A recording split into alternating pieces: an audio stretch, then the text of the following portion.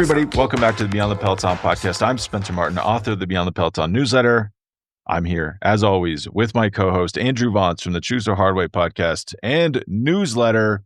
We are talking a little bit of the Giro d'Italia. I'm doing a daily show, so I feel like I do a daily show and newsletter on the Giro, so if you really want to dive into the Giro, you got the newsletter. But Andrew and I will chop it up for a little bit, and then we got a big guest, Dylan Johnson, gravel cycling superstar, YouTube creator, recently hit by a truck, and his Unbound ambitions are sidelined, unfortunately, but he is okay. He just has a broken, I guess, leg bone, if I know what a tibia is, or fibia. He explains what is wrong with him, but he's fine except for that. He will talk to us, dive deep into gravel. Andrew, do you want to plug anything before we get going? Yeah, and before we get started, I want to let you know we do get into the make and model of that truck as well, which I know everyone's wondering about. We've got that exclusive information. And what it was towing. And what it was towing, which is quite exciting and actually highly relevant to bike racing. Yes. So stay tuned. There's a lot ahead. I have a new episode of Choose the Hard Way out today and a Substack about that episode. Please go check it out. It's about how my startup, The Better Lab, became an end up and why I'm diving right back in and starting 2 new businesses. One of them is live right now. It's One Real Voice. And if you're a senior executive, a political leader, or a pro athlete, or a venture partner, you know that going on podcasts is now part of your job. And Spencer, you and I that know that being a great podcast guest or host is actually extremely hard to do. And that's why I started One Real Voice.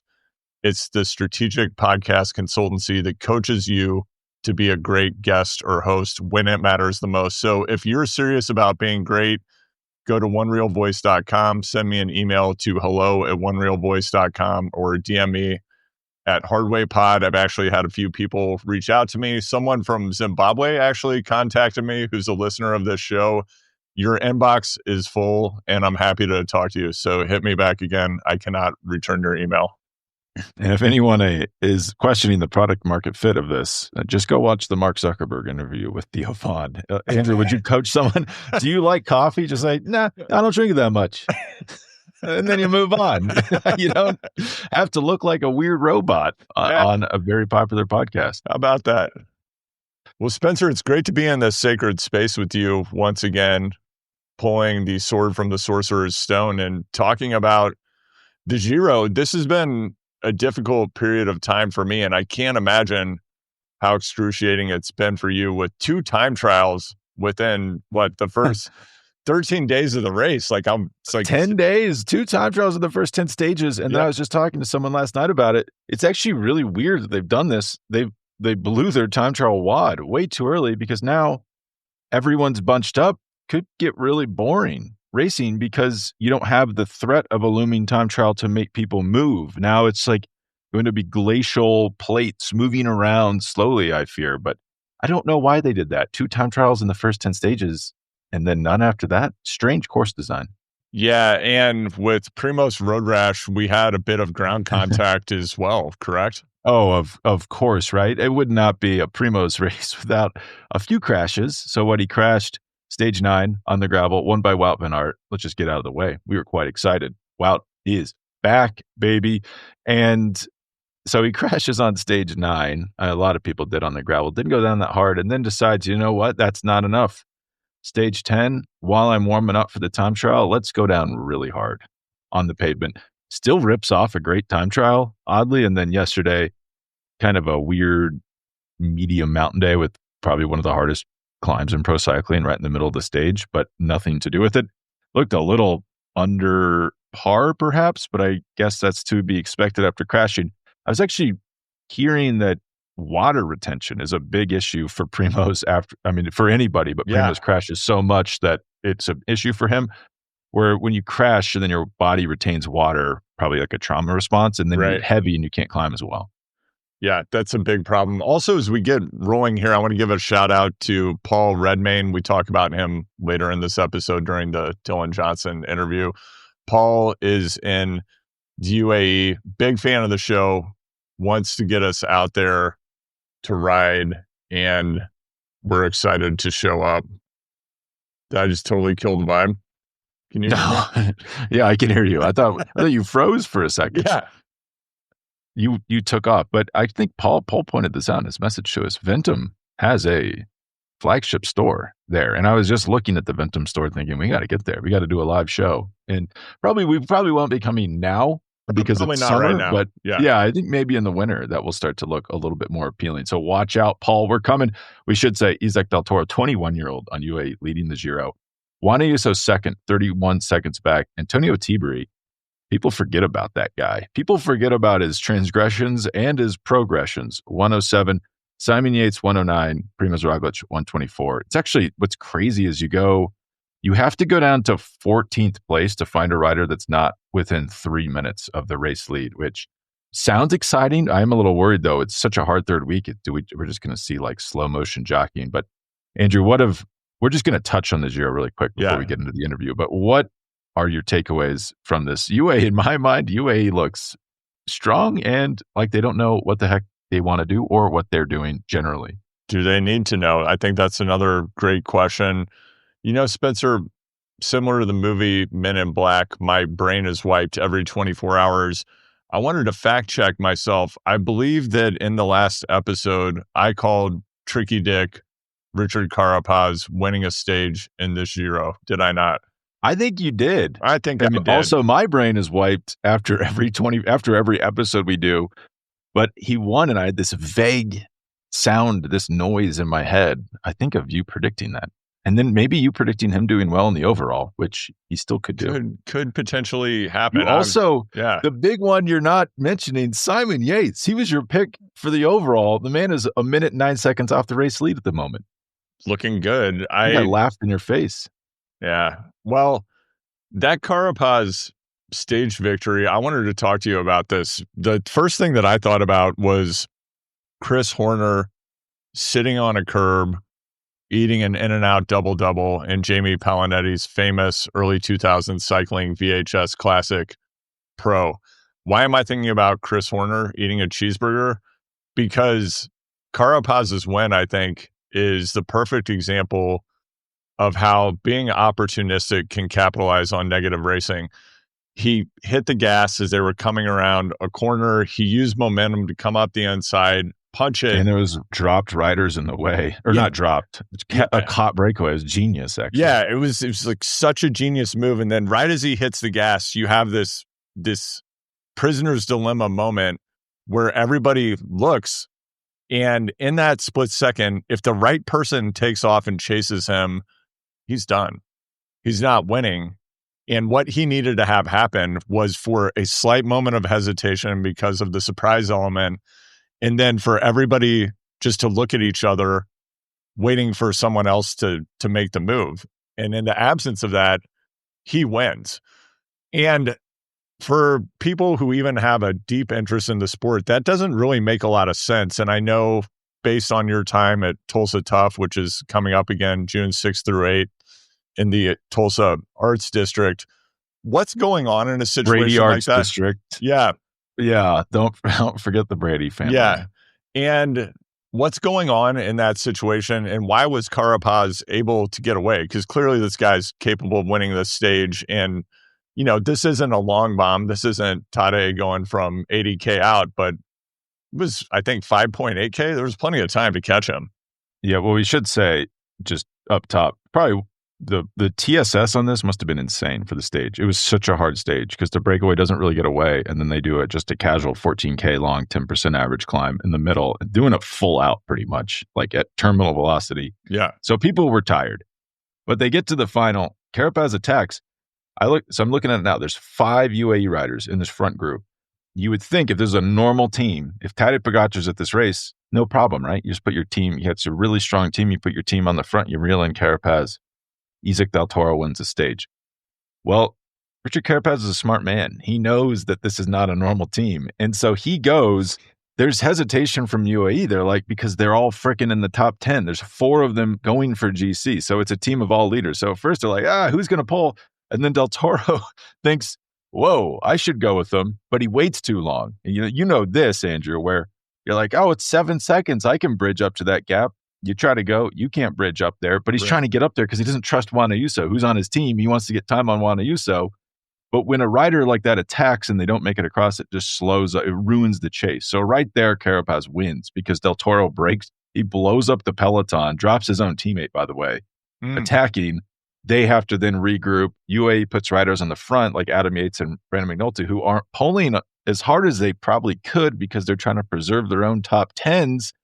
And then you get this beautiful situation where Carapaz crests the climb with like 30 seconds and then holds them off to win the stage. But he knows, like Richard Carapaz knows all this, and he's taking advantage of it. The question is, if Carapaz knows it and this worked, I think other people have noticed, and they know that UAE, it's like a puffed up peacock or something. Like it looks really strong, but if you prod it, there's not the tensile strength is not maybe what it should be because everyone's racing for their own GC. They don't really have the horsepower to chase you down. So potentially a problem later in the race. And yeah, Carapaz he's also in a contract year, which probably is why he's looking back to his best. Yeah, how about that? Look good for the market. Yeah, so many good takes there that I gave you the Michael Barbaro emphatic. Yeah, Isaac Del Toro, young man, a lot of pressure, Spencer. A lot of pressure. He was in the early breakaway, which I would say is unorthodox for a race leader. Maybe not what I would recommend. Just jump into those moves right at the beginning. I mean, did you see this thing in the middle of the stage where Egan Bernal attacks, which is like very admirable, but come on, man, we're 100K from the finish line. Where are you going? Yeah. He attacks. Rafa Micah, what does Rafa Micah do? This is what he does. He pulls back moves like this for GC leaders. He gets pushed out of the way physically by Juan Ayuso. Puts his hand out, pushes him to the side. Step aside, buddy. I'm going with Bernal because he wants to get time on Isaac Del Toro, his teammate. Del Toro looks amazing. Like we should say at the finish of stage, he would have won this stage if it came to a finish line. Like he looks scary strong. The problem is like these little, like even the bridge attempt to Carapaz, like this stuff adds up. Like think Simon Yates 2018 at the Giro where he's popping around like a ping pong ball and then he can't pedal his bike by stage 20. Or even Tadej Pogacar 2023 Tour, very explosive for the first two stages and then just collapses like a souffle. I think that Del Toro, I think he'll finish high up. I think he'll be probably top 5. I don't think he will win this race. The main problem is he's only 31 seconds in front of Juan Ayuso, his teammate, who is, while a young man himself, I'm looking it up, he's 22 years old. He's a full year older than Isaac Del Toro. So, and he does race with a little bit more of, he's a bit more of a polished racer, kind of grew up in like the Spanish racing machine. So I think Ayuso, if Ayuso doesn't get him, Roglic will get him. I would say Primoz Roglic. This man's got everyone right where he wants them. He's a minute 24 back. He's a less than a minute behind Juan Ayuso going into a brutally hard third week. Like everyone, this is what Roglic does. Like think back to 2023. He looked like absolute crap for most of that race. People don't stick the knife in him when they should. Like if UAE really put all their resources towards this, they could have put him in a really tough spot at the end of yesterday's stage, but he knows these guys are racing for their own position, so he's not sweating it. Going to get to the third week, he's going to punch out a few wins, punch out a few time bonuses. He's probably going to win this race. So I think they're sleepwalking into a disaster here. Spencer, let's go back to stage 10 for a second. You know, I'm not a fan of individual time trials. This one, as we noted, was extra weird with people crashing in the recon, crashing in the race, bizarre T100 style high-speed passing happening in corners. Like just a lot of stuff that I don't want to see in a professional bike race that I don't think makes the competition better. I don't think it makes for more compelling viewing. And as I've noted before, I'm kind of tired of seeing people on bikes they can't control, in helmets they can't see out of, in positions where they can't see up the road, just riding around. It's not my favorite thing. I'd like to see something different. An interesting result of this stage, though, is the winner. And I've never heard of this individual, Spencer, which might say more about me than the individual who won. It started this train of thought for me is Little Trek a sleeper super team? Like, are you like Yeah, don't pay what's attention going to on us. over there? They've won almost half the stages of this Giro so Yeah. far. Yeah. So Well, Dan, what's going on? How have they architected this situation where, yes, they have a good budget, certainly not at the level of a UAE or Visma. yeah, well, this is a strategy. I interviewed with a team it was like 2 years ago at this point, and they're like, "Yes, no, what's your thesis?" And I was like, "Well, the thesis is let's sign the good riders and not the bad." I obviously got laughed out of the room, but this is like what Little Trek is doing. It's like, hey, instead of bad riders, let's get good ones. And Okay. it's like a joke, but a lot of teams are filled up with, I don't want to call them bad riders, but the teams that I don't know, they don't think about Dan Uhl is a domestique who does invaluable work because the man is 6'6", 2 meters tall, and has an FTP of 470, so he can just sit on the front and set a pace. Lighter than me, by the way. And it's great for everyone behind him. Yeah. But the thing is, it's like, okay, you have a domestique, but this domestique also wins races, which is going to cost you a lot of money normally. It's like they're getting 2 for 1 with these guys. They've just picked they're like 5-tool players. Like they can do everything. But I go back to stage 3. There was a lot of controversy on the old Twitter. Like, these riders are wimps. They should attack. Why are they giving up? They're not attacking. It's like, well, they're not attacking because Dan Houle is sitting 500 watts in the front of the peloton in this climb. Like, do you want to attack on that? I don't think anyone can attack off that. So Dan Houle, very strong. He's also Dutch national time trial champion. So obviously you have to be very good to win that. He also, we should say, was helped because he got the race in the dry. The time trial also, for the reasons you said, is strange because it's the only discipline where you race on different times of the day, so the course could be completely different. So I think Dan Houle had a dry course. Josh Tarling also had a dry course. Not clear what happened to him. Maybe those rings. Maybe you shouldn't wear like 7 rings when you have a $40,000 time trial suit on to make it more aero. But yeah, he did beat Tarling fair and square, and then everyone else went with a little bit worse weather. But yeah, Little Trek, they've signed the good riders, and then they don't sign the bad ones. That seems to be a very good strategy. Yeah. How about that? Do you think Carapaz sticks with EF in 2026? I don't think I don't think so. I think, remember when Jonathan Vaughters was basically like, we spent so much freaking money on this guy. Like, I don't mean in think that Netflix series where that Yeah, I was don't like think the core of the show? Yeah, I don't think you would be saying that if you wanted to re-sign him. You're basically like, I cannot believe how much money we spent on this guy. Yeah. We are bankrupt. I don't think he stays with the F. I think he goes. Okay. I think he goes, like, it sounds crazy, maybe back to Movistar. Yeah, potentially. What else is catching your Go eye back here? to Team Sky. Yeah, They go could back use to him. Team. Yeah. Get a time machine. And Go he back goes. to Team Sky. Get a Jiffy bag. Do what you got to do. What else is catching your eye about this Giro so far? What has it revealed to you that you didn't see in your crystal ball at the beginning of this race, Spencer? Well, the fact that a 21-year-old seems to be the strongest rider in the race is kind of interesting. How about that? That's crazy. If he won't win, but if he did win, he'd be I think him and Pogacar, would be the only two 21-year-olds since the end of World War II. No, Yeah. third to win the Grand Tour. So that's a big deal. Wout van Aert going from 0 to hero in like 2 days. I didn't see that coming, Andrew. The old stage 9 probably wins the most dramatic stage of the race. Right. Sets the Strava KOM, that final climb to Siena. I did not see that coming. I thought for sure he was dropped by Del Toro. But Same. what the thing I like the most that I just didn't see coming is this is just delightful battle between the UAE riders. Did you see this, Del Toro? So there's a crash on stage 9. Del Toro attacks, which, as Geraint Thomas pointed out, you shouldn't do. Like you really shouldn't attack because there's been a crash. That's not good manners. But you really shouldn't do it if your teammate's in the crash. As the team leader, probably a bad idea. And you really shouldn't do it if you're pulling your teammate's GC rivals away from him as he's crashing. So that happens. And then Mr. Del Toro says, oh, no. I looked back and I thought Egan Bernal was my teammate. That's why I did that, which is clearly not true. Yeah. But yes, I just love that it's stage 12 is happening right now. And we are already in the phase of, I can't see I thought my teammate I thought my rival was my teammate, and that's why I pulled them away from my teammate. This is just a delightful mess that we've already found ourselves in. What do you think about this Red Bull kilometer within the race? Well, I got confused by it because I thought it. So Red Bull kilometer with time bonuses. Do you know what I thought it was? I thought you had to ride the kilometer the fastest.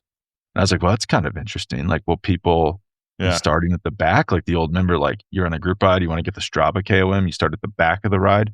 So I thought that's what it was. No, it's just the regular bonification seconds, and there's nothing different about it. But yeah, it's smart, I guess, for RCS to sell that. Good for them. Make a little extra money from your bonus sprint. I'd like to see them ride through the giant underwear. Yeah, I feel like in the crotch, like, yeah, that should be happening for sure. That should be up. Maybe next year is when Yeah. they ban The that. underwear So- should actually straddle the road. Yes. Oh, that would be amazing. I can't believe they didn't do that now that you mention it. They know who to call. Well, they only had about a week to put that campaign together.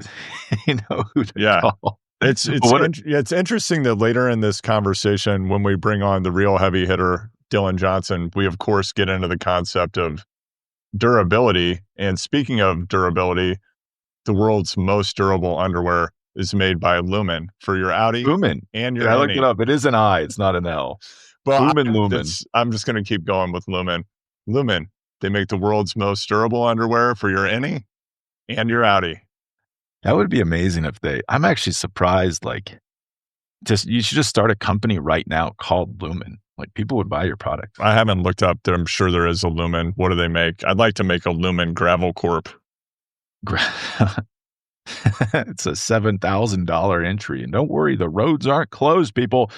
But Wout Van Aert, I had someone reach out to me and say, like, oh, it's obvious why Wout's not. This person's like knows what they're talking about. Yeah. Wout's not winning because he's so big. He's just way bigger than he used to be. Like, he's put on some dad pounds, which sounds right. I guess you look at him, you're like, hey, I guess he does look pretty big. But he's riding faster than he's ever ridden before, Andrew. Like, he set his fastest time on the Claremont. And then I think people forgot about this. He would have won the KOM jersey at the Vuelta a España just less far, like just a few months ago. So clearly you have to be climbing decently well to do that.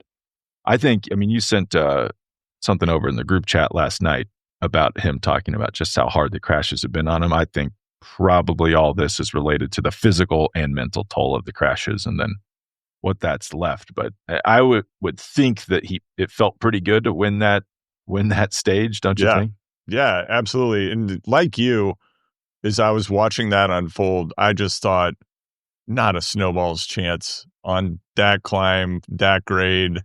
I just didn't think there was any way he was going to win. And then it looked like even like he tried to cut a deal. I don't know if you saw that. He like pulled up and he all the greats do. All the greats are always. I was talking to someone. I was talking to Mr. Deal himself. I will not say who it is, but he's like, no, I don't think he was cutting a deal. It's like, oh, come on. You know better than anyone, Mr. Deal. And it's not who you think it is. I will not spoil it. But the thing on Wout season 2, I was thinking about, he's raced 20, by the time he won that stage, he had raced 23 days. He finished 10 times in the top 10. So almost half of his races, he was in the top 10. It's not like he was having a terrible season and finished 4th at Flanders, 4th at Roubaix, 4th at Amstel Gold. Like, almost no one in history has ever done that. So decent results so far, and then just caps it off with that win. It's notable. Like, I guess that's why stage racing is different than one days, because you would just never have a scenario where Wout Van Aert's in the front group in a one day and doesn't have to work because he has Simon Yates behind him. But it really highlighted like why it can be helpful to have a GC rider. I know we talk a lot about how he's held back by the GC focus of his team, but in that case, he's up there with Bernal, a bunch of Ineos riders, and Del Toro, and he's just got this great excuse of like, sorry, I'd love to pull through, but I just cannot. Yeah, Spencer, I know I sent over that link, which is from an aggregator site that seems to use AI to synthesize post-race interviews and podcast transcripts. It does have a lot of really interesting information. That specific story was about Wout's wife's quote at the finish line and her talking about just how emotionally difficult it is for the family with these catastrophic crashes he's now gone through multiple times in the past several seasons. And then there was a quote from another writer's wife. I'm forgetting the name of that writer, not a world tour level rider. I don't think. I think it's a Conti or Pro Tour or whatever the next step down. And she shared her point of view about, yes, this is super emotionally intense. And if you're at a lower level, I mean, they're not necessarily saying, hey, come on back to the team. It's a very fraught situation. And just going back to Primo's hitting the ground again in the Giro, I mean, I don't want to dehumanize these people going through these brutally difficult situations with their physical and mental health. You do wonder, though, if Primoz is, I'm wondering if he's almost like one of the characters in David Cronenberg's Crash, where there's like a thrill in the crash for An Primoz. erotic thrill. Yeah, and like he does it, and it's just like nothing is lost. I wonder if it's just like not jarring his internal center of gravity the way it does for some other writers, and if that perhaps accounts for some of the delta that we see, because Wout has seemed like a sad boy this year, and it was great to see that smile back on his face. Primoz is like, I don't know if it's a skill or like, does not get as hurt as other people get. Or it could be because of his background as a ski jumper. Well, I would say on Primoz, if you go to, I went to the ski jump where he had his terrible crash. If you stand at the bottom of that thing, it's like this, you would think it's fucking impossible. No one would go down this. So like the mentality you have to do that, you do not process fear and like in flying through the air in a normal way. So like Primoz might be a 101 on. I just think he probably gets rattled much less than everybody else. Yeah, he could be a 101. And going back to your point about Wout being, I mean, I wouldn't say like this guy doesn't have a dad bod. Just Wout, clearly, if he were not a pro cyclist, he's 6'2". I think he'd be walking around at 200 pounds and look like he'd be like a center back. He'd look like a CrossFit Games athlete or something. The guy is just jacked. I think he's naturally a very muscular person. Something that I've thought this week, watching Quintana actually took the Red Bull kilometer yesterday. I don't know if you noticed that, one of his bigger achievements recently. But I was looking at Quintana. I was particularly looking at David Gaudu, and I started to wonder, is the era of this just like whip it super thin climber potentially over? Are we going to see climbers start moving more in the direction of muscularity? Yeah, because it doesn't make any sense mathematically. The idea of a climber makes no sense. It's just like change of pace. I heard someone saying that on the commentary. It's like, well, it doesn't matter. Change of pace doesn't matter because you just have to get to the top of the climb as fast as possible. Do you know how you get to the top of the climb fast? You put out a lot of watts. So the idea that you could be light and put out not very many watts, like I guess at some point the climb would be steep enough and you would be strong enough that it would make sense. But I think they were just realizing there's not a lot of advantage of being really, really light unless you are so strong. Like Quintana, I just think the math doesn't work out. Like even Pete Quintana now would just be getting blown out of the water. When you have Jay Vine, I mean, that guy, he was setting pace today at 490 watts on the front of the peloton on a climb. So that's over 7 watts per kilo for Jay Vine. So unless you have a lot of watts, like you're not going to be able to stay with that pace. I'm just now realizing as we're having this discussion that I honestly think part of why the Giro is a bit less compelling and engaging for me as a spectator is because we don't have Uno X. And if you don't have Uno X, just talking about this, what do you actually have in life? Yeah, my son was like, why isn't the orange team here? And I was like, God, I guess you're right. No Uno X. But that's why you got to flip over to 4 days of Dunkirk. The dirty secret of the Giro is you can actually watch quite a few other races during the Giro d'Italia versus the Tour, where it's full focus on the Tour. I did think Stage 9 was quite interesting. That because you had like 4 different groups and you had UAE working in all 4 groups. And then I will say we do it. Dylan's sitting calmly, quietly in the corner. We have to let him come on. But if UAE does not win this race with Juan Ayuso, I think they'll look back on Stage 9 and think, did it make any sense to have our teammate up the road not pulling Juan Ayuso away from Primoz Roglic? That's a fair question. I haven't heard anyone talk about it, but potentially why you don't want everyone on the team on their own program. Yeah, you want to be on the team program. And that is a program that even when we have peak POG, we've seen UAE struggle with a little bit. And you have to wonder, is this foreshadowing? Foreshadowing for For Pog? No, get out of here. I mean, but the thing is, Pog could just send those two guys home and he wouldn't have to. He's like, all right, we're fine. But it is funny because in their minds, they're better than him. So yeah, I think Totally. that, Yeah. They're like, why am I yeah, riding? Why am I riding for this guy? Like, get him out yeah. of the way. When it does create logistical problems because they can't go to races where he is anymore. Right. And so how does that, I mean, think if Ayuso doesn't win this, let's just say Del Toro wins the Giro, then like what's left for him at that team? It's like, well, you can't win the Tour. You can't win any race Pog wants to do, and you Right. can't win any race Del Toro wants to do. So it's like, what is your future? I don't think he can stay. I just don't see where he has room there. Send him to Worlds in Africa. Yeah. Well, I guess isn't that what this, but then he's got to work for Enric Mas because he's a Spanish teammate. But Let it the is road like decide. Johan Brunel has this theory that, like the director really loves. He's like a father figure to Ayuso. Ayuso's the favorite rider on that team. And he's like, yeah, I wonder if the director's like, yeah, Isaac, just be really aggressive, like get in the breakaway so that he wears himself out and it helps Del Toro or helps Ayuso. Interesting. Maybe the case. Well, we've got to get Dylan on, but it was great talking Giro with you, and we will be back next week to dive in even more. Yeah, I'm just going to swap out to my 2.2 Race Kings, and then we'll be right back. Yeah. All right. We will talk to Dylan right now. Everybody, we are here with Dylan Johnson, pro gravel racer, YouTube extraordinaire, and then one of the most respected voices. I'm going to call it evidence-based endurance training and almost myth-busting Dylan. But first of all, you were preparing for Unbound, the biggest gravel race in the world. Maybe we would love to get your thoughts on, is the Traca coming for Unbound? Who knows? But you suffered an unfortunate crash on Monday. You will unfortunately not be competing in Unbound, but we would, love to hear about your current status and then what you think about the race coming up, as well as I'm sure Andrew has a laundry list of questions, deep dive gravel questions for you. But first of all, how are you doing? And tell us a little bit about your last few days. Sure. Yeah. Well, first of all, thanks for having me on. Yeah, as far as I'm doing, I mean, I'm very much the kind of guy that no matter how I'm doing, when somebody asks me how I'm doing, I just say good.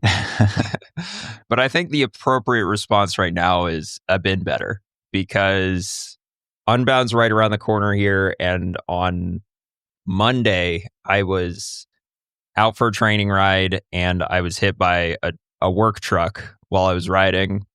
And the result of that is that I have a fractured tibia, and now I'm not going to be able to do Unbound, which for me and for a lot of gravel racers is the biggest, most important race on my calendar, which is a huge bummer. That's terrible to hear. Where do you live? Where's the accident? Yeah, this was in Brevard, North Carolina. I was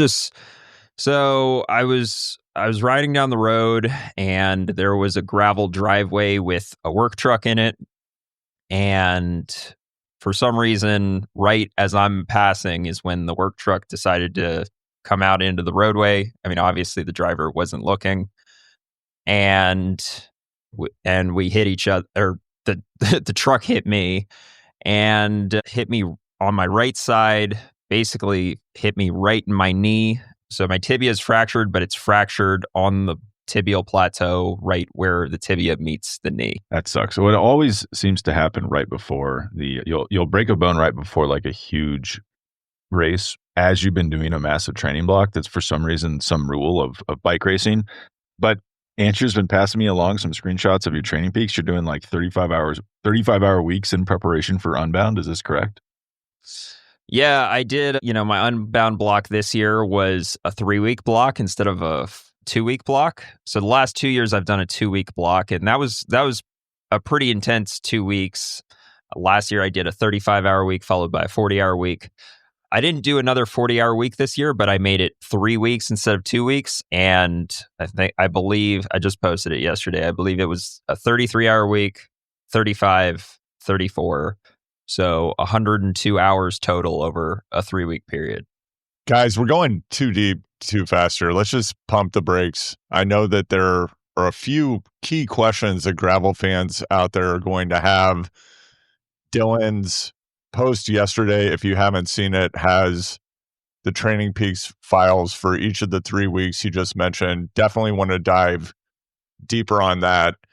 Before we do, though, Dylan, 2 key questions about the incident. And, we're definitely bummed out to not see you at Unbound this year. Real breakthrough performance for you in 2024. You came out punching, you aimed high, and you put in a lifetime performance. I was very excited to see what you might do in 2025. Nice plug there. And I am curious, during this incident, something we've covered on previous episodes, specifically with the Traka, is the trend in gravel is to ride with a bandana. And the bandana, for many, particularly if it's a Pan Normal bandana, it's almost like a protective amulet or a force field. And I feel I would be remiss if I didn't ask, and not to make light of this incident, but were you wearing a bandana at the time of this wreck? Well, so I don't know if you know this, but I'm not a Pas Normal rider. I'm a rule. I do know that, but just like you could have your own special bandana. Yeah, so I'm a Rule 28 rider, and us Rule 28 riders, we take aerodynamics seriously. So we don't ride with bandanas. We ride in a full aero kit at all times. I was actually in my winter aero kit from Rule 28, not to plug a sponsor on here, but it's got arrow stripes all down the leg of the winter bibs that I wear. So arguably the winter bibs are actually faster than the summer bibs. Okay, fair enough. And another question that as soon as this happened, Spencer and I started to have a heated discussion. You mentioned it was a work truck. Was this, like, are we talking Ram 2500? Was this Ram 2500 cab with flatbed? We all have a favorite truck to get hit by. What did you get hit by? Man, I wish. Hold on. Should I pull up a picture of it? Yeah, so I can, sure. So I've been trying to visualize this truck since this happened. So this truck was hauling porta potties. Oh, wow. Of all things. Likely to a bike race. It's a Ford. It's a Ford. All right. Yeah. I can't. This is why I don't know if I should. Is this going on YouTube? It might go on YouTube. So maybe. All right. I'm not going to show. Let's not dime out this driver. We're not going to do that. All right. Yeah. It was a Ford. All right. So porta potties on the back. We could say this is a crappy situation. Yep. Okay. Well, we were in Tucson training this winter. Very hard. We were not on vacation. We were not having fun. We were training. Camp. And I just very serious, like the standard option. I wasn't even paying attention. And I come to my car and it's a Dodge Ram 2500. I'm like, I was like, I'm gonna kill someone in this car. Like you can't see a thing in these modern supersized trucks. So I've been more freaked out ever since that happened. But Andrew and I are both from the area around where Unbound takes place. And if you're listening to this and you have no idea what Unbound is, it's a big gravel race in Kansas in the Flint Hills. So you got 10th there last year. Really good result. Like people in front of you included Greg Van Avermaet. People behind you included Russell Finsterwald, Matthew Beers, Keegan Swenson. These are some of the best gravel racers in the world. Andre Rode Torberg, one of my favorites. I have no idea how to say the man's name, but he is a great rider. And you beat them. That's incredible. But on Unbound, I cannot wrap my head around the fact that anyone wants to do this race or go to this place.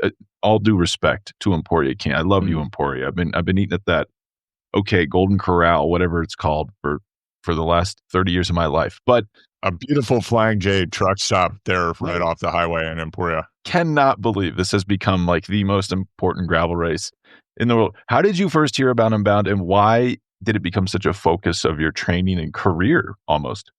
Man, I need you guys around me when I'm meeting people. You guys just brag for me. You guys like, hey, this guy got 10th at Unbound. And who we beat? He beat? Yeah. No, I appreciate that. Yeah, so when did I first do Unbound? I think I've done 5 Unbounds, and I've completed every Unbound that I've started. And I think the first one was 2018.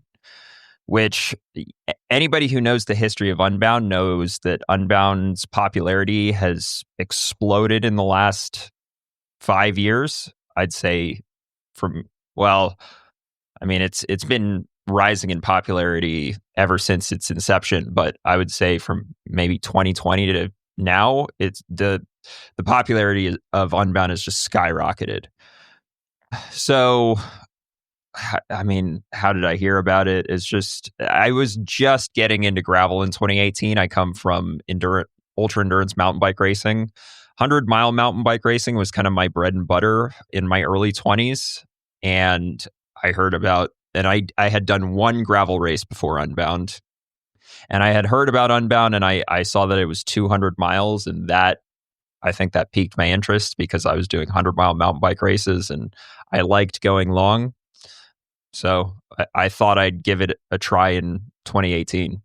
Yeah, Dylan, obviously Spencer's been in his basement too long in Boulder. We need to get this guy a Neuralink and put about 300 hours of Bonk Bros into his consciousness, right? Like, we got to upgrade this guy. Mm-hmm. You know, something Spencer and I have been talking about privately. I'm not sure if I'm ready to reveal this publicly, particularly because I've been unable to train for the past 4 weeks due to a neck injury, and Unbound is right around the corner. I don't want to let the cat out of the bag. Might be like 2 weeks away or something, right?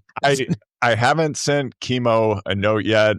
Spencer and I are both the parents of young children, no longer quite at that 7 watts per kilo level. Something, Dylan, we often talk about on this podcast, and we're going to get into here in a minute, is how it blows our minds how many executives, people in VC, and the Front Range in the Bay Area, all over the place, that are now like baseline 35 hours is a recovery week. I mean, these guys and gals are going so big, and infinity seems to be the correct distance of the gravel races they would like to do. We, on the other hand, think that the future of gravel might be sharper. It might be shorter as well. Hey, I think that's the past, the current, and the future. It might be 250 grams of carb per hour, like Christian Blumenfeld and a Taylor Knibb pants incident. Yeah. However, we're really thinking about targeting the 25-mile fun ride at Unbound. We think we could get out there, light this thing up, and that might be what really puts us on the map in gravel. What do you think? You guys are not going to like my opinion. Let's hear it, man. You think it's too hard for us? It's too long. You know what I actually think I bet there's somebody already targeting. Dude, the I bet someone's mark. been training specifically for that. Somebody for sure has been targeting it. Yeah. I bet you the 25 is hard to win. You probably think you can just line up at the 25 and take it easy. I don't. No. You have to put in at least 40 hours a week if you want to win the 25, man. I was in the front group at BWR Kansas, and people turned off to do the 30. It's like, what? Like, do you know how fast you have to be? You're doing the 30-miler against like people who are probably just getting into cycling for the first time. It's amazing. I love to see it. All right. So what roast us, please? Let's hear it. Well, yeah. So, the UCI, so there's a difference between, I don't know, it's your first time doing a cycling event ever. And you're a world tour rider coming over from Europe to race Unbound. The fact that the UCI is doing these 100K UCI gravel races, I hate that. I think I personally, when I came into gravel races were long. They were all at least 100 miles, but some of them were 150, and obviously the biggest one in the world, Unbound, is 200. And these are like slow hundreds, but this isn't like a 3-hour, 45-minute road race. This is exactly, you're not moving fast. Exactly. And I don't know. I'm all about gravel being long distance. And I know there's some people that disagree with me, particularly the cyclocross crowd. They're just a little salty that their discipline got completely taken over by gravel, But I like that gravel is long distance. I like that about gravel, and I don't want it to be short distance. So, All right. So 2 follow-ups, Dylan. I've been following the UCI. I don't know if it's called the World Cup or what it's called, but I saw that the most recent race, I believe, was in Scotland. And Peter Vacock, who took second to Keegan at Unbound, I think in 2023, when he was obstructed in the sprint by a fun rider, won the most recent UCI Gravel World Cup. And you're right, it was like 3 hours. And I just thought, well, this is why this guy's not going to win Unbound. I mean, unless he did a 10-hour training ride after that race, is he even serious? Well, he's certainly capable of winning Unbound. I mean, he's gotten second. If you got second, you're capable of winning. But I mean, he was 3 weeks out and he's doing a 3-hour race. Come on, man. There's an interesting, almost, I guess, like dichotomy in cycling, not in cycling, in gravel, where I was poking around at the Rafa store. I was trying to ask the staff about their training habits for the upcoming Unbound, but it's so long. Like Lachlan Morton did it in over 9 hours, which is crazy. I remember people doing it 15 years ago, and it'd be like, Dan Hughes did it in 18 hours. Like, no way, that's so fast. And now people are doing it twice as fast. But 9 hours, like time travel. It's a long race. Do people specifically, like, your season is either Unbound focused or everything else focused because everything else is shrinking and Unbound stays quite long? Or can you actually balance like multiple disciplines or multiple races? Yeah, I mean, you don't have to focus your entire season on Unbound. And I also don't know that everything else is shrinking. If you race here in the US, races are just as long as they always were. Just wait till the old steamboat gravel is like 50 miles, and that's where it might be. Yeah, it's a downtown criterium. We've realized this is way cheaper to put on. Yeah, well, I don't even get me started on the steamboat ranchers, but yeah, the fact that steamboat is now a circuit race, it could very well be a 50-mile race for the pros. I wouldn't be surprised. But yeah, you don't have to focus your entire season on Unbound. But I do think that if you want to perform well there, you probably need to dedicate a month and a half or 2 months before the race. And then you do have to take into account that recovery after the race is not like recovering after a normal 100-mile gravel race or even a 150-mile gravel race. I mean, for me, it's usually about 2 weeks before I feel normal again after Unbound. Dylan, when we take a look at the trajectory of gravel in the past 18 months, it does seem like Traca has been on the rise. Like it feels like we're nearing peak Traca, and like Traca has almost reached this level where it's starting to displace Unbound as the center of gravity in the sport.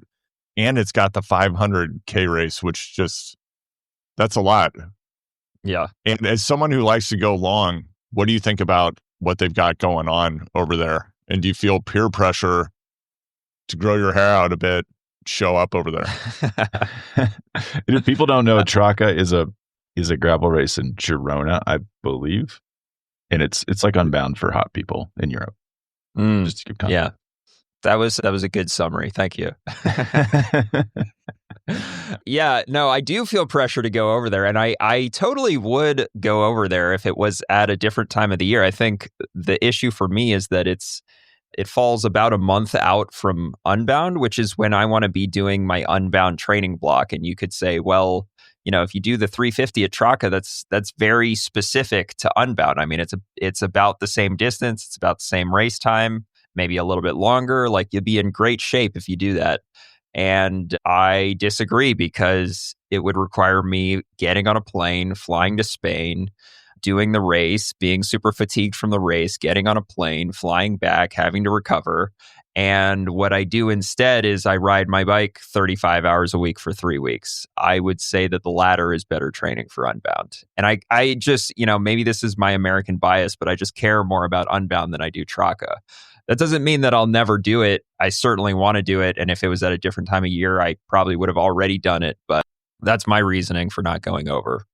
Yeah, Dylan, when I read about your wreck, a lot of things went through my head. And one of them was, this is traditionally the time of year when Dylan Johnson is having a problem with his tonsils. Your tonsils are now removed, so that's not why you were in the hospital this time. And with the volume that you're putting in and the amount of time you're out on the road, this is just part of cycling for all of us, that we are out on the road. It's a kinetic environment. There are large metal vehicles controlled by humans that are not paying attention. Do you feel that as your volume goes up and you have greater CNS fatigue and you're putting in 30 plus hour weeks, that the danger is going up just because you're spending so much time out on the road around cars potentially? I mean, that would seem to make sense. You spend more time on the road, there's a bigger risk of getting hit. That being said, I didn't get hit during the block. I got hit during the recovery period afterwards, where I put in, 13 hours that week. So I was actually spending a lot less time on my bike the actual week that I got hit. So it could happen anytime, right? I mean, it could happen to somebody who rides, It could happen to somebody who rides 4 hours a week. It could happen to somebody who rides 40 hours a week. Could happen on Zwift. Yeah, what's the Zwift alternative? Like your trainer tips over. I Zwift in the garage. I could get hit. You could get hit, actually. Probably not an insignificant chance if you're Zwifting in the garage that you do get hit by a car. It could happen. Spouse pulls in, boom, reverse, drive, gets confused. Oh no.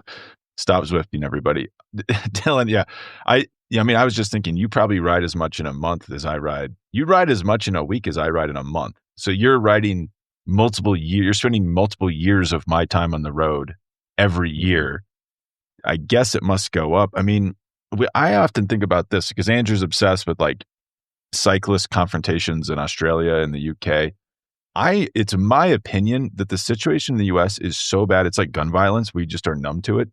That anything else is an improvement. Maybe like the streets of Yangon. That was perhaps the worst cycling situation I've ever seen in my life. But outside of military dictatorships in Southeast Asia, I have to think that the US is like one of the worst places to be on a road as a cyclist because the cars are freaking huge. People don't pay attention. And if I'm going to be honest, the penalties are not that bad. If you're sober and you run someone over and you stay on the scene, it's like the equivalent of, I think it's like the equivalent crime of like tampering with your gas meter at your house. So I think it's not great. I mean, how is it in the wilds of North Carolina? Do you feel like the roads are safe?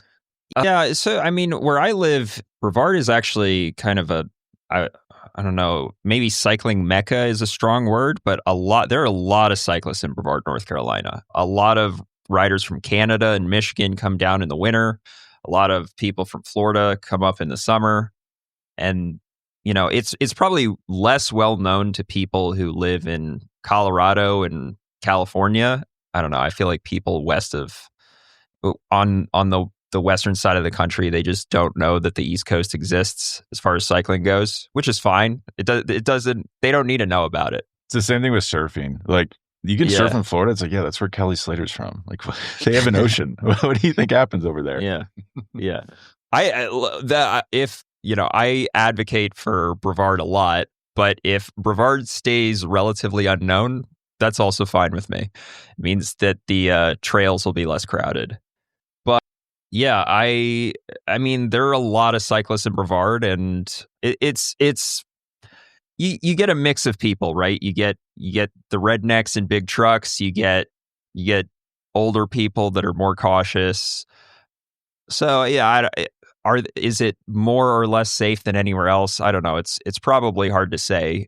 The one thing that I will say is that people around here are used to seeing cyclists on the road. It's not like they're coming up on a cyclist and that's the first cyclist they've seen in a month, and they completely don't know what to do because they don't encounter this every day. It is something that they're encountering frequently. So hopefully they know what to do when they see a cyclist on the road.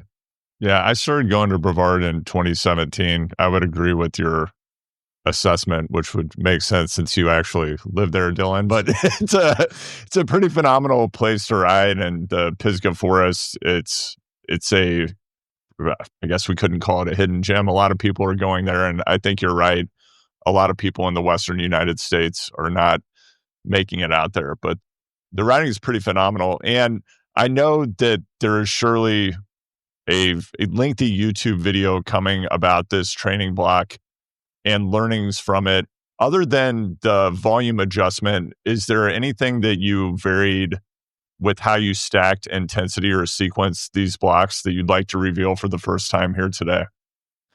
So unlike I've actually done this the past 2 years, but normally what I'll do with intensity is I'll try to do the intensity when I'm the freshest, which is, usually after a recovery day, or maybe I'll give myself a day to get back into it, like an endurance ride, and then I'll do the intensity. So I've got fresh legs when I'm doing the intensity. But for Unbound block, I really go for durability. And so I was doing intensity sessions when I'm the most fatigued, which would be if I'm chunking my days and my workouts into 3-day blocks, so 3 days on, 1 day off, I was doing my intensity on the third day. So I already had 2 5 to 6 hour rides in my legs, and then I'm doing intervals as part of a 5 to 6 hour ride.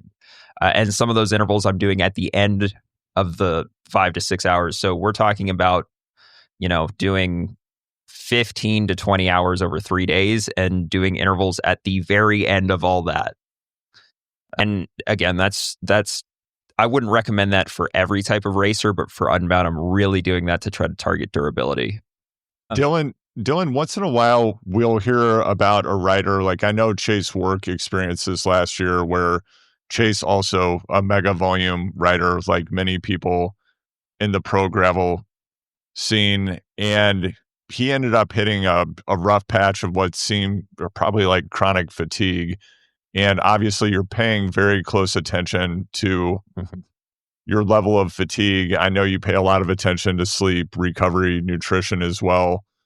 Systemically, as we look across pro gravel, though, do you see a lot of incidences of people just getting radically overtrained? I mean, even if you're working up to this over the course of years or a long career as an elite cyclist as you have, there is a point where it's like, man, your body just can't take anymore and the wheels come off. So what's your experience been like with that, and what have you seen with other athletes? Well, I think I can only speak for myself here, because I don't know what's going on with other athletes, especially, I mean, I don't coach these other athletes. I guess I could talk to them and be like, have you been overtrained? Oh yeah, man. So I've been overtrained. Cool. We've both been overtrained. But for me personally, I think I have hit a point of overtraining every single year of my life since I started cycling. There's just a very fine line between training optimally and then crossing that line into overtraining. And I think, and the older I get, the better I am at knowing where that line is and knowing my body. But I think from the age of 15 to I'm 30 years old now, I think for 15 years, I think there's been at least once, and sometimes multiple times in 1 year, where I would consider myself overtrained. How do you know it's happening? Well, the telltale sign is that you are, so if you're normally a very motivated cyclist, like you don't need to work up motivation to go for a ride. If all of a sudden your motivation to ride drops, that's actually a sign that you could be overtrained, if that's not your normal state of being. Also, you could be having sleep problems. You could be having, you could be gaining weight, losing weight. You could, and I think the biggest thing is that on the bike, your power numbers are probably not where they should be. You're actually having a decrease in performance. You've got constantly heavy legs. Like you never get on the bike and feel good. All of these things. And when I've had videos where I describe what overtraining feels like. And I remember, like, I think I had a video, "Are you overtrained?" And I described exactly what I'm talking about right now. And the comment section is like, "Oh my gosh, I feel all of that every day." Like, yeah. So it's just some things to keep in mind, because people who maybe they've just started cycling 3 years ago. They may not know this stuff. They may not know that you shouldn't have tired legs every single day. You should actually have days where you feel good. Right. I'm actually publishing something about this soon on my Substack, alwaysthehardway.substack.com. Something I thought about over the winter, Dylan. I think I was watching the video about your Unbound block last year, and you just kind of broke down your entire season. Fantastic video. Highly recommend watching.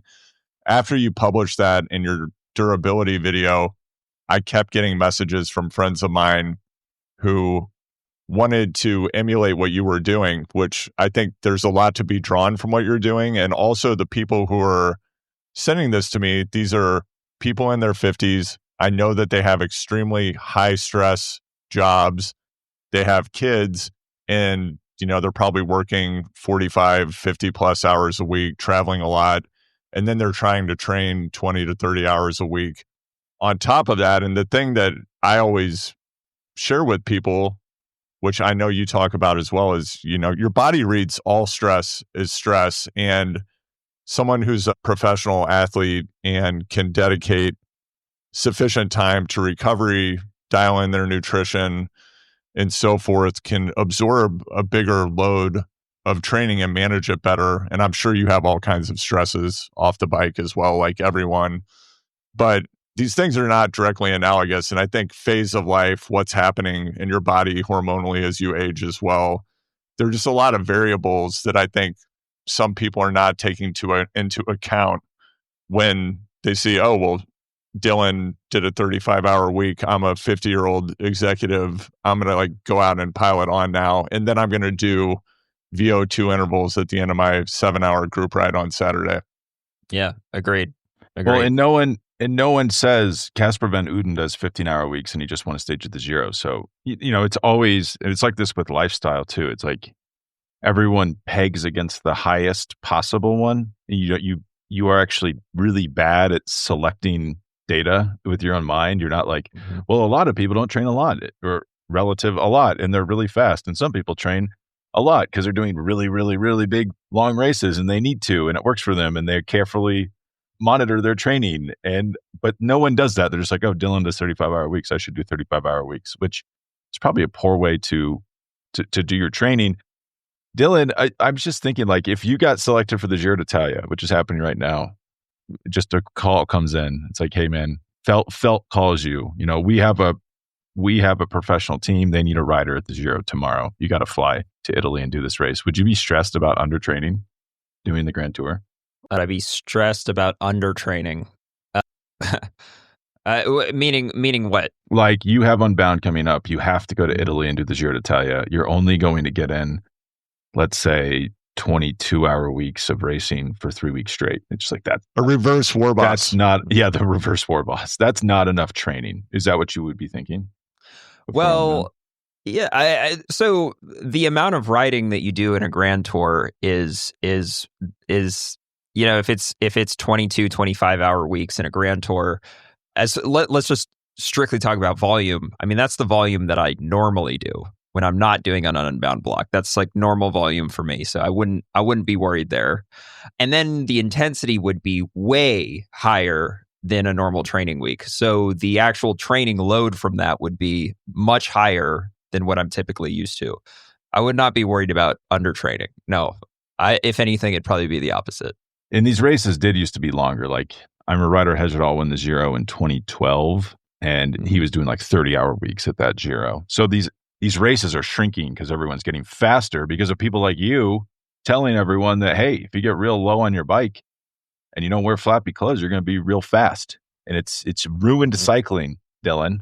These observations. But how, I mean, I think I saw an interview with you after Unbound last year where you got 10th, by the way, everybody. But yes, thank you. You were basically, I should have watched this. If I was a good interview, I would have rewatched this before this. You were basically saying everything that you've done, all these optimizations paid off, and you're able to get 10th amongst this. This is a massive field of really good riders, but world class. What would you say, the biggest? I have an answer in my head, but what would you say, the biggest I guess, advantage you've unlocked with all your tinkering is. Well, do we want to talk about specifically the result last year? What I think one of the biggest advantage. I actually have something in mind that I think I took advantage of that the rest of my competitors did not, specifically last year. And I was gonna. I talked about it on my YouTube channel, but I don't think a lot of people picked up on it. And I think it still is an advantage this year. Since I'm not doing the race, I'll talk about it because I wasn't really going to spill the beans before the race. But I think that one of the biggest things that I did right last year that a lot of my competitors did wrong is heat management. And so many people talk about heat training leading into a hot race, which is great. You should do heat training. I do heat training, sauna sessions, time on the trainer, sweating your ass off, all of that. But I believe you can manage your heat, your core temperature while you're riding. And the way that I did it was I carried a lot more liquid on me than all of my competitors. So just as an example, at the last there's only 2 aid stations over the course of 200 miles at Unbound. It's crazy, right? Crazy. So yeah, totally chill. It's just very hard to carry enough fluid, and we're talking about a 9 to 10 hour race, only 2 aid stops. Can you have a follow car or no? No follow car, no. So you have to carry all the fluid with you between these aid stops that you're going to need. Right. Could you have 8 spouses that ride alongside you, just covered in water, and then I can grab them as you need? Yeah. It's wild. I mean, you can't go back to the team car and get a bottle if you ran out of water. There are some neutral water stops along the way, but if you're in the elite field, you're not stopping at those. They will not stop at those. I mean, they barely stop at the actual aid stations. Like, we have to get in and out in 10 seconds. And if you take 15 seconds, you're going to be chasing for 15 minutes to get back. It's crazy. I mean, it's like F1 pit stop style at this point. But that's a topic for a different discussion. As far as the heat management goes, at the last aid station, and this is the point where it's the hottest part of the day. At this point, we're talking about mid-afternoon, hottest point of the day. And also the point where you're probably the most dehydrated because you've been riding for so long. I saw riders get 2 bottles. Maybe they were 2 1-liter bottles. So we're talking about 2 liters of water, but I saw riders get 2 bottles. I got 4 bottles to fit on my frame. I got a 3-liter bladder in my jersey. I've got a 600 ml soft flask down the front of my jersey. And the reason why I took all that water, only the 3-liter bladder in the back was for drinking. All of that other water was for dumping on myself to keep myself cool. And I think it makes a massive difference. I mean, we're talking about tens of watts of difference between being cool and comfortable and overheating. And Dylan, we actually talked about this strategy on this podcast last year. And when I saw you do that, and when I heard you discuss it afterwards, the thing I immediately thought of was the 2006 Tour de France. I was just going to say, John Peter and the Stable Cyclist is yelling at his radio right now. Was it not new? Yeah, well, no, I mean, it's brilliant. And granted, we know that there was a little more than heat management that helped Floyd Landis win the 2006 Tour, but something that he did, and this was Alan Lim's strategy, was Floyd was dumping ice water on himself the entire stage because it was extremely hot. He kept his core temperature lower, and they said that made the difference in his ability to produce higher wattage relative to his rivals. So when I saw you doing it, it's like, I've seen this play before. I remember when Alan Lim drew it up in 2006. So I mean, the question, of course, it's still an advantage. Well, I mean, the question is, doing the watts math, you're then carrying, I mean, I'm trying to do the math here. What did you have? 7 pounds. I was carrying 7 pounds of fluid. Yeah. Now, my competition is also carrying probably 2 pounds of fluid. Right. But we're talking about an extra 4 or 5 pounds of fluid versus my competition. Now, that's 4 or 5 extra pounds when I'm leaving the aid station. That's going down every time I dump water on myself and every time I drink. So it's not 4 or 5 extra pounds by the time I get to the finish line. It's 0 extra pounds by the time I get to the finish line. So it is actually interrelated with the pit stop question, and it is. I mean, I do think this is part of why gravel it's kind of infuriating, but it's also part of the fun as a participant, is this differential equation of, am I going to carry everything so I don't have to stop at the pit stop and have that extra weight, knowing that I'm going to have less fluid, some of it's going to evaporate through sweat, I'm going to consume it, versus I'm going to stop and do the F1 pit stop. A lot of amateurs out there, I think, are constantly thinking about this. And then you've introduced this new vector of, even if you make the decision to carry everything, you might still want to grab a few extra bottles to dump on yourself in hot conditions, particularly in these hellish races in the Midwest where Spencer and I grew up. Don't worry, there's no trees, so you're just going to bake for 10 hours, nothing to hide under.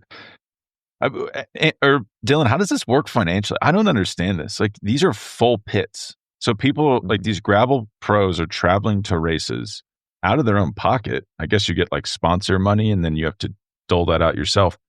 And then some of these pits seem to have like 4 or 5 people working, and then people have a mechanic. Like, how does that work? Are these all just volunteers, or what's going on there?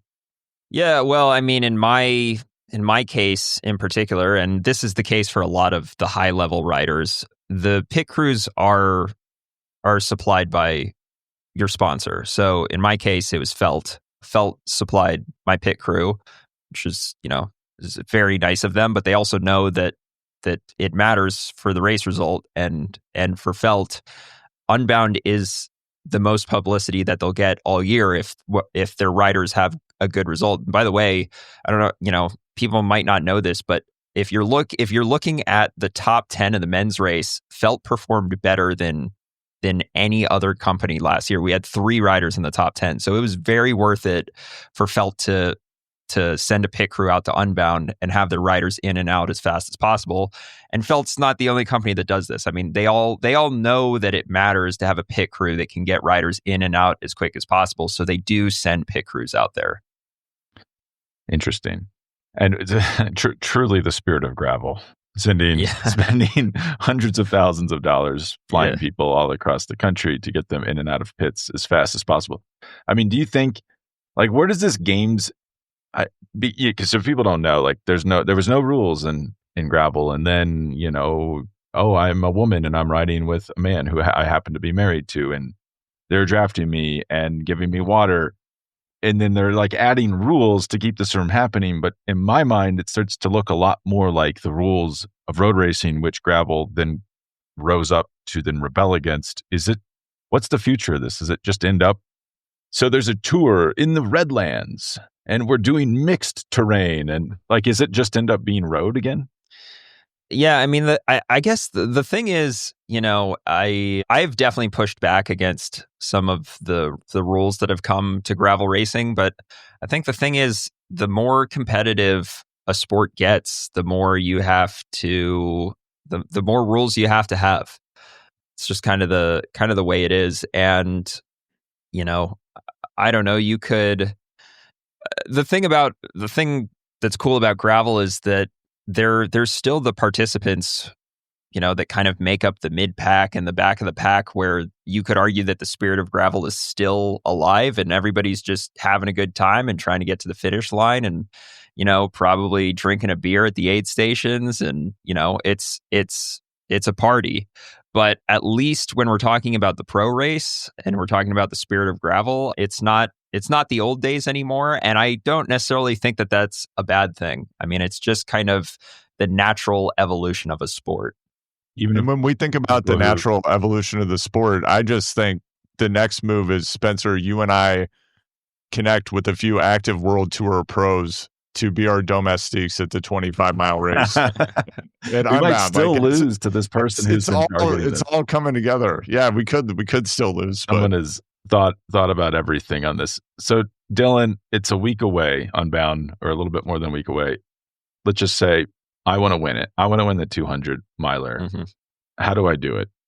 How do you train with a week left? Forget that. Just I will show up fit as I need to. But like what? Well, let's just say I'm Isaac Del Toro, and I'm like, hey, I might want to fly over and do this little Unbound after I win this Giro d'Italia. Like, how do I? What's your advice to someone? Yeah. So I think that the thing to keep in mind with Unbound is that, for example, Mohoric showed up last year, and then Mohoric didn't even finish the race. And I say this, if Tade showed up, it's not guaranteed he'll win Unbound. And people might think I'm crazy for saying that, but the chances of flatting or having some other catastrophic mechanical are high. So it doesn't matter who you are. You're not guaranteed anything at Unbound. So I think things to keep in mind for riders that are incredibly fit doing Unbound for the first time is this isn't a road race. You can't go back to your team car and get a wheel if you have a puncture. You need to know how to fix your own flat tire. And it's beneficial to do some research about what equipment is actually going to survive the race, particularly tires. And I think a lot of people know where I sit on gravel tires at this point, particularly for Unbound, but I'll reiterate for anybody who doesn't know, you shouldn't be running gravel tires for Unbound. You should be running mountain bike tires, like a lightweight cross-country mountain bike tire. My particular favorite, and this is not a sponsor of mine, they don't pay me. They don't even give me free tires. I buy these tires myself, are Conti Race King 2.2s. They've just come out with a new one, the Dubnatal. That may or may not be better. Testing still needs to be done, but the Conti Race King is my personal favorite. And that's like 56, 55 millimeters, about 2.2 inches. Yeah, depending on what rim you put it on, but 2.2, 55 mil, 56 mil. You bring up a very, very good point. The Kansas gravel takes no prisoners. Like I grew up in Kansas. We never rode on gravel with road bikes. It was like you wouldn't do it because you'd flat immediately. And only when, I guess you could do it on cross bikes, but cross bikes aren't that fun to ride for a really long time. It was only when gravel bikes were invented that people started to ride significant distances on that gravel because it's messed up. Like I still can't believe this race happens and people want to come do it. Mm-hmm. Well, Dylan, when we look at the race, as you noted, Mohoric came over last year, ends up flatting out. The behind the scenes footage of that is on YouTube. He's never been the same again, by the way. Yeah, honestly, like Spencer and I have a theory that it ruined his Tour de France because of the travel and jet lag and trying to swing the whole thing. And I think we're actually correct. When you look at the field this year, what you've seen happening throughout the course of the season, if you were put on the spot, which is what's happening, you're being put on the spot. Who are your top three? I wasn't prepared at all for this podcast. You guys could ask me anything. Who's my top three? Let me think about that. So I know I don't know the Euro riders as well as I should. I should know the Euro riders well at this point because they're coming over and they're doing Unbound and they're doing well. I mean, some of the Euro and I don't want to leave them out of this top three because undoubtedly there's going to be Euros in the top three. But I mean, I feel like the obvious picks are, Swenson, Matt Beers. I think Alexi could do really well at this race if he has a good year. Those are obviously lifetime GP riders. I on the women's side, highest lifetime GP rider was Paige Onweller last year. I think that if things align for her, I think she could take the win at Unbound, which would be massive for her.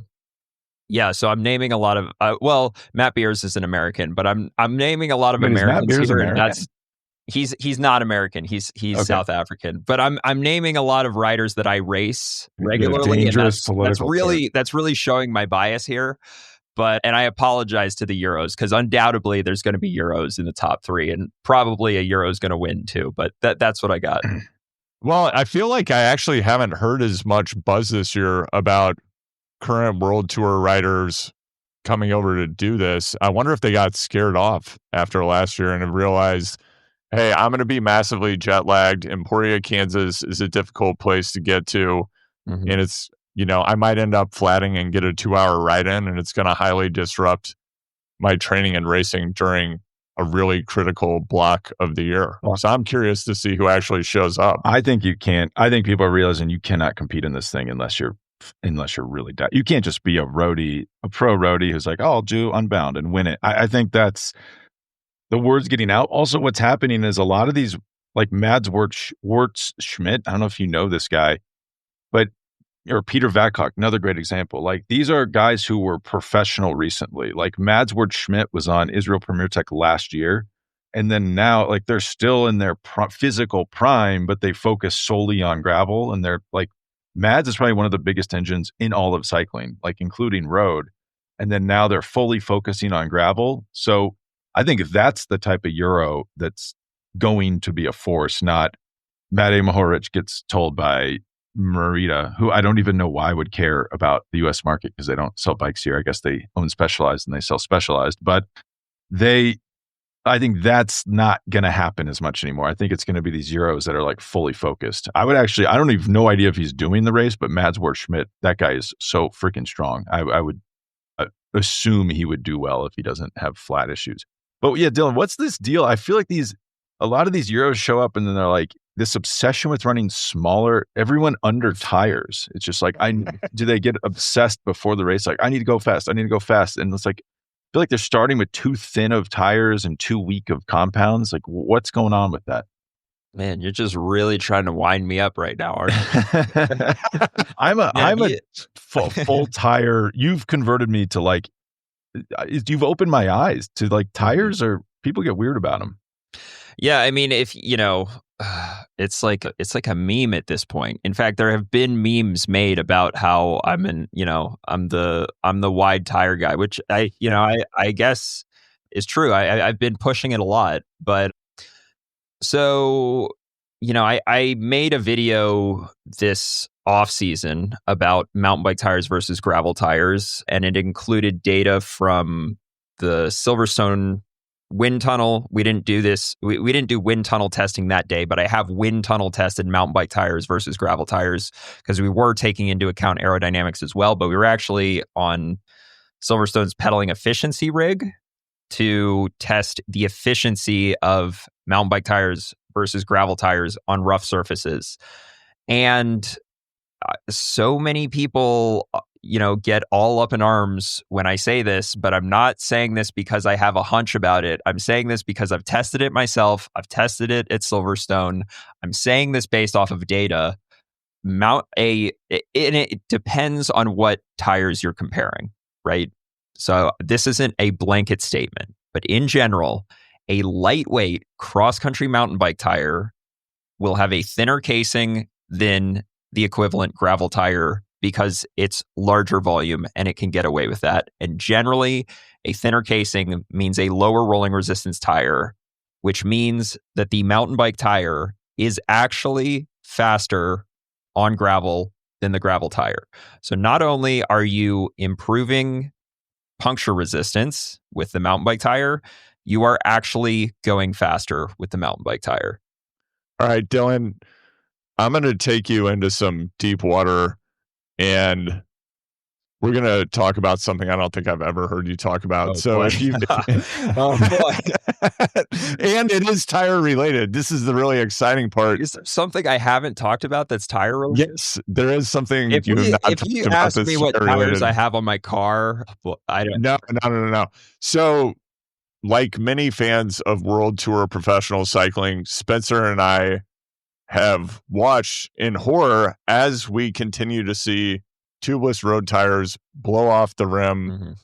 And, then you see pool noodles, you see sealant everywhere. Recently, the one I'm thinking about most recently was, I'm just going to go ahead and name the writer because it's public domain, but Kristen Faulkner was in a wreck and both of her tires blew off. I don't even know if she was in a wreck. Wheels. She just like, I don't know. Yeah, she was just riding along. I don't her know. tires are blowing off. I paused the screen. I was like, am I seeing this? It looked like she was about to go to a water park. 2 pool noodles, tires blown up, wheels destroyed. Yep. What do you think about for the average rider, going out and road riding, tubeless versus using clinchers? Well, I'm tubeless all the way. I actually ride road more than I ride gravel when I'm training. And I've been tubeless on my road bike for 7-8 years. I have no issues with it. I've never blown a tire off the rim. That being said, I actually run the correct pressure. And when I say correct pressure, I mean a pressure that's lower than what most people think you should run. Like, I don't put 110 pound PSI in my tires when I road ride. I put 60 PSI in my I run 32s, so I run a larger road tire, but I put 60 PSI in my tires. What do you weigh? 155 pounds. So that's a little bit more than both of us, but right, Andrew? Yeah, just a smidge. But I'm a big old boy. Like, I'm a bowling ball man, and like my rims say I can only put 73 max in before the tires blow up. I don't think a lot of people read that, by the way. But I run like 63, 64. I think it's fine. So yeah, I think you can get away with really, really low pressure on some of these tubeless road tires. Yeah. So as far as I think I'm not in the world tour, so I can't speak to this, but I have heard people say that some of these mechanics are real old school and they just blow everybody's tire up to 100 PSI because that's what they did 10 years ago.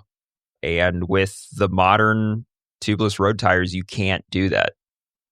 Are you running pool noodles in your road wheels? No. I don't really get that, because if you've ever had a flat with a road tubeless tire, it's not like mountain bike where it kind of stays on there like it's coming off. Has the pool noodle ever worked on the road? I don't.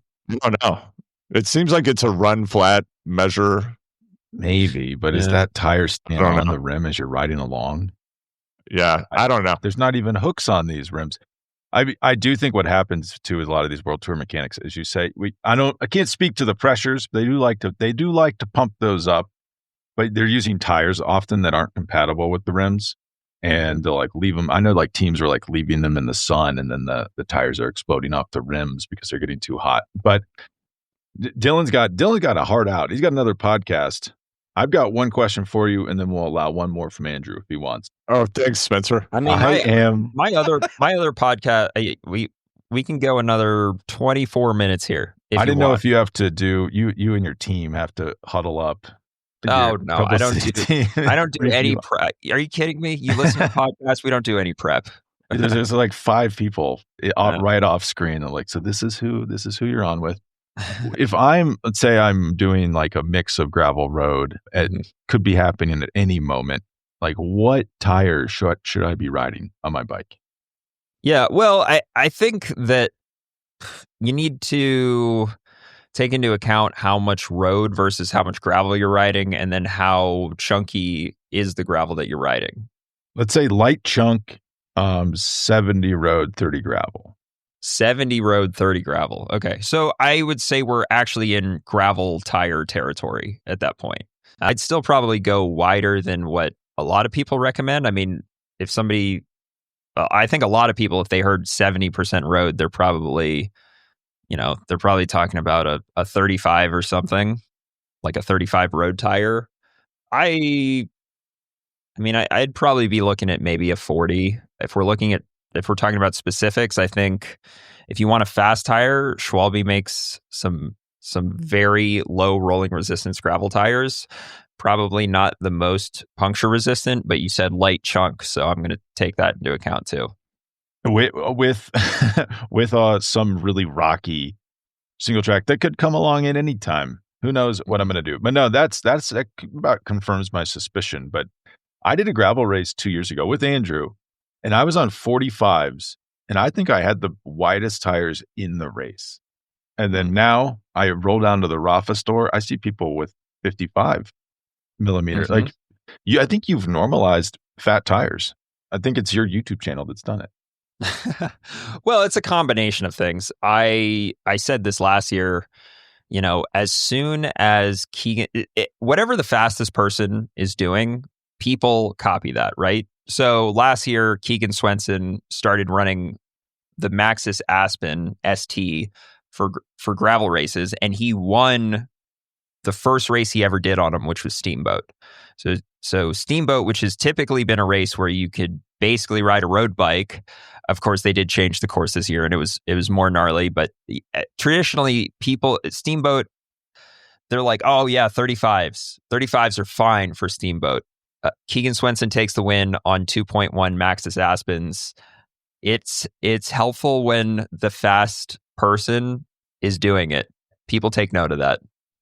Yeah, I know, Dylan. I'm sponsored by Lauf, and I feel like I can't even ride until I get my Race Kings on my bike. So I guess like the propaganda is working. I also I live in rural Maine, and gravel here is snowmobile trails that have baby head rocks, and I'm on some road single track.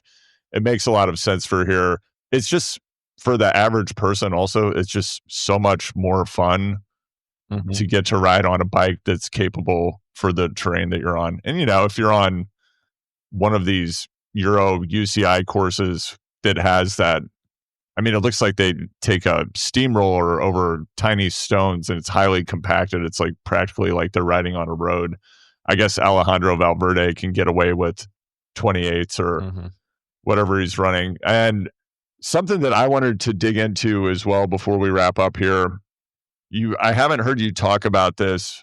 Looking at the world of triathlon this year with Cam Wurf setting the Ironman bike world record, and then sharing afterwards that he's worked up to 200 plus grams of carb per hour. He actually, I mean, he had a water bottle full of gel, which is probably like the most, I just can't even imagine the viscosity of that and ingesting that during a race. Have you experimented with going not just super high carb, but super, super high carb? And is this something we're going to see more of in gravel, or will people just start Taylor nibbing if we go too far? I think we're already seeing it in gravel. Triathletes love to brag about how many carbs per hour they can consume. And cyclists do it too, but not quite to the extent that triathletes do. And I think there's a reason for that. Correct me if I'm wrong, but don't triathletes need to consume most of their calories on the bike? Because obviously you can't during the swim, and then it's harder to do during the run. Yeah, fair enough. So if you look at the carbs per hour consumed on the bike, they're not only consuming those carbs for the bike, they're consuming those carbs that were lost in the swim and then they'll need later for the run. You're too smart. Yeah, I mean, you shouldn't come on this show anymore. You're making us look stupid. That's the type of measured take we don't want. Okay. Well, I mean, I think the question though is like it's rate limited. Your physiology rate limits how much carb can you absorb. And there's the theory that, well, you can train yourself to do it. Spencer and I do a lot of experimenting, but one of the things we've experimented with is, working up to 150 plus grams of carb per hour. And like what I have found, it's once you just get that really high volume of fructose in there, because the proportion is, or the total number of grams of fructose, of course, is increasing just as you increase your overall total number of carbs. That's what gets difficult for me. It's just the sweetness and the mouthfeel and the viscosity of the fructose, and being able to get in enough fluid with that. I find that to be difficult to do beyond a certain point. And then also finding time in the race just to like shove that stuff down, even if you're taking in mix, as it just can be hard, even with pack, to get enough mix down. I like your description of consuming fructose. You should be like a food journalist or something. Well, what's your experience been like with that? Like, where do you find the boundary? Yeah, well, so if I consume too many carbs, I will start getting GI issues. I mean, basically, I'll have an upset stomach. So that's how I know that I've consumed too much. And I'll try to figure that out in training so that I don't have to figure it out in racing, right? For me, I usually don't go over 120 grams an hour. Like I'm not up at 200 grams an hour. And I find that 100 if I'm doing over 100 grams an hour, between 100 and 120 grams an hour, that is good enough for me to feel good even at the end of an Unbound. Do you So do that in training as well? Like when you I go out? do that in training as well. And I think it's important to do it in training. One, because you learn what the limit is. If you have GI issues in training, you're like, okay, I went too far. So let me step it back a little bit. But also because you're training your gut while you're training. So I think the best kind of training ride to do it on would be a ride that's both long and intense. But you don't always have training rides like that. So I think the next best thing is to do it on a ride that's long. So like a 5 or 6 hour endurance ride that you do on the weekend. That's the best time to experiment with this. Interesting. Yeah. Wait, Andrew, someone reached out to me about the water bottle. Do you remember the hammer flask that you would Oh, yeah. fill up with gels? So this is Yep. another one of these Battlestar Galactica, like it's happened before, it will happen again. Circular situations where we're getting the hammer flask back with the water bottle full of gels now.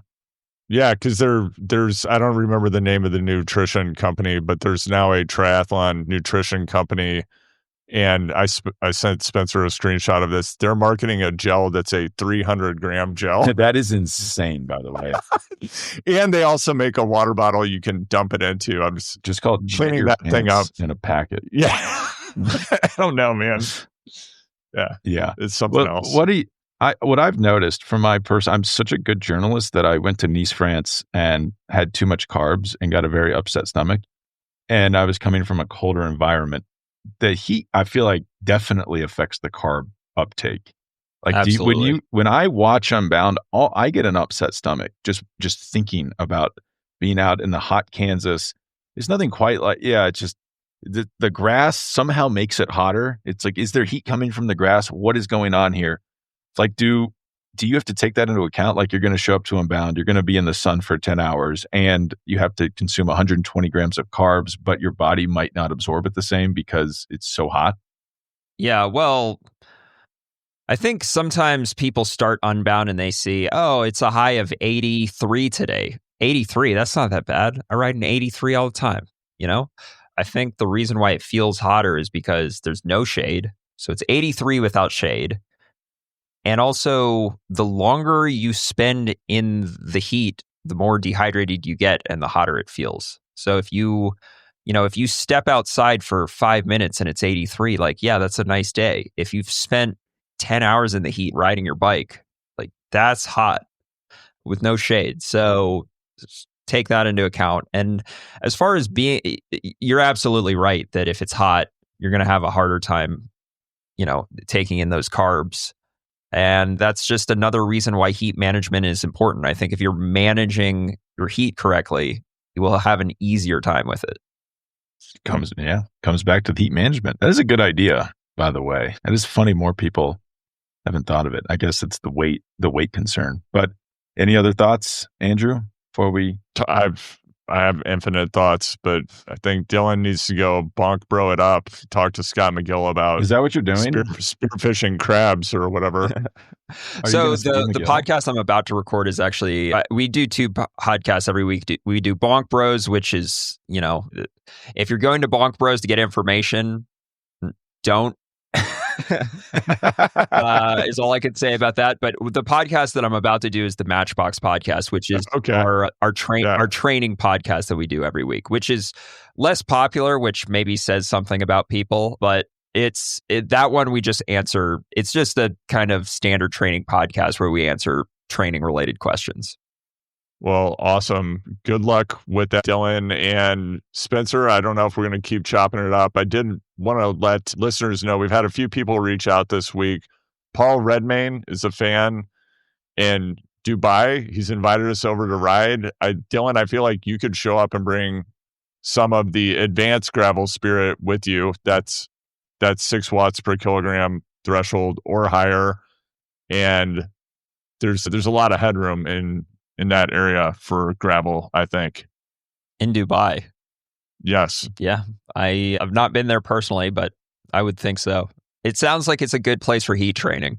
Yeah. And Yeah, definitely. what's the best tire to get over the sand dunes? And also Paul's daughters do not like us being on in the car, but he's a Sigma dad, so he's playing beyond the Peloton. I can't imagine so any worse congratulations, torture. Paul.